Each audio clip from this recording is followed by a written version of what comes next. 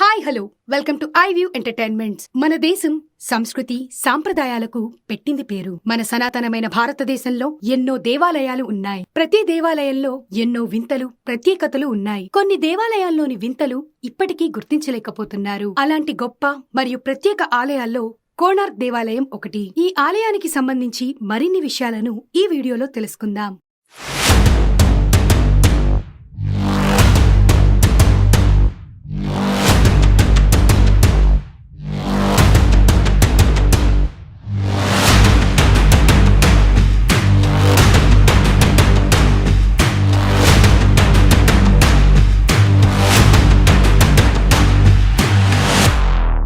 దేశంలో ఈ కోణార్క్ సూర్య దేవాలయం చాలా ప్రాముఖ్యత ఉంది. ఒడిశాలోని ప్రతిష్టాత్మకమైన పూరీ క్షేత్రానికి ఈ ఆలయం 85 కిలోమీటర్ల దూరంలో ఉంది. దేశంలో ఎక్కడా లేని సూర్య దేవాలయం ఇక్కడ ఉంది. 13వ శతాబ్దంలో తూర్పు గంగా వంశానికి చెందిన రాజు ఈ ఆలయాన్ని నల్లని గ్రెనైట్ బండలతో నిర్మించాడు. ఈ కోణార్క్ ఆలయంలో ఎన్నో విచిత్రాలు, అంతుచిక్కని మిస్టరీలు దాగి ఉన్నాయి. ఇప్పటికీ కొందరు శాస్త్రవేత్తలకు ఈ ఆలయం విశిష్టతను పూర్తిగా అంచనా వేయలేకపోతున్నారు. ఈ నిర్మాణానికి విచిత్రమైన పౌరాణిక గాథలు కూడా ఉన్నాయి. దీనినే మైత్రేయవనమని అంటారు. ఉత్కళంలో ఇదే పద్మక్షేత్రం. సూర్య భగవానుడికి ఇక్కడే ఉపాసన జరిగేది. ఒక కథ ప్రకారం శ్రీకృష్ణుడి కుమారుడగు సాంబుడు ఒకనాడు నీళ్లరేవులో అభ్యంగన స్నానం చేస్తున్న స్త్రీలను చూశాడని, తండ్రి అతనిని శపించాడని, తండ్రి శాపం వల్ల సాంబుడు కుష్ఠరోగి పీడితుడై ఈ మైత్రేయవనంలో చంద్రభాగా తీరాన సూర్యారాధన చేసి రోగ విముక్తుడయ్యాడట.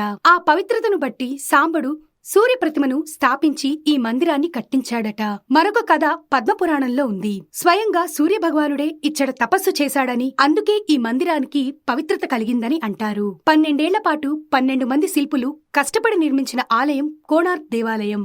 సూర్యుడి రథంలా ఉండే ఈ ఆలయం కేవలం హిందువులు మాత్రమే కాదు, ప్రపంచంలో ప్రతి వ్యక్తి సందర్శించాల్సిన అద్భుతమైన స్థానం. సూర్యుని రథం ఆకారంలో ఉండే మొత్తం ఆలయాన్ని 7 బలమైన అశ్వాలు 12 జతల చక్రాలతో లాగుతున్నట్లుగా ఉంటుంది. సంవత్సరానికి 12 నెలలన్నట్లుగా, 12 రాసులన్నట్లుగా ఈ ఆలయానికి కూడా 12 చక్రాలు ఉంటాయి. కోణార్క్ ఆలయానికి సంబంధించి అత్యంత ప్రజాదరణ పొందిన సిద్ధాంతం దాని అయస్కాంతాలు మరియు గాలిలో తేలాడే విగ్రహం. కోణార్క్ సూర్య దేవాలయం యొక్క ప్రత్యేకత ఏమిటి అంటే ఇక్కడ వివిధ అయస్కాంతాలతో నిర్మాణం చేయబడింది. ఆలయ ప్రధాన గోపురం నిర్మాణ సమయంలో కళాకారులు ప్రతి 2 రాతి ముక్కల మధ్య ఒక ఇనుప పలకను ఉంచారు. ఆలయం పైభాగంలో 52 టన్నుల భారీ అయస్కాంతాన్ని అమర్చారు. పురాణాల ప్రకారం ఆలయం లోపల ఉన్న సూర్య భగవానుడి విగ్రహం ఇనుముతో కూడిన పదార్థంతో నిర్మించబడింది మరియు పై అయస్కాంత శక్తి ద్వారా ఇది గాలిలో తేలుతున్నట్లుగా ఉంటుంది. ఆలయ గోడల చుట్టూ అయస్కాంతాలు బలపరిచారు.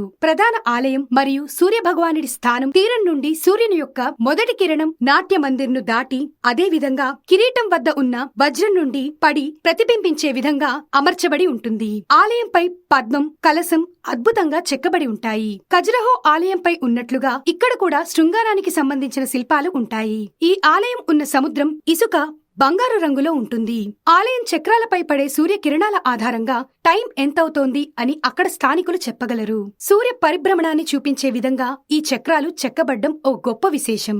కోణార్క్ ఆలయంలో మూల విరాట్ లేకపోవడం కూడా ఓ చెప్పుకోదగ్గ విషయం. కోణార్క్ లో ప్రతి సంవత్సరం మాఘశుద్ధ సప్తమి అంటే రథసప్తమి నాడు బ్రహ్మాండమైన ఉత్సవాలు జరుగుతాయి. ఈ ఉత్సవాలకు ప్రపంచ నలుమూలల నుండి వేలాదిగా భక్తులు తరలివస్తారు. ఇవండి మనకి తెలియని కోణార్క్ దేవాలయం విశేషాలు.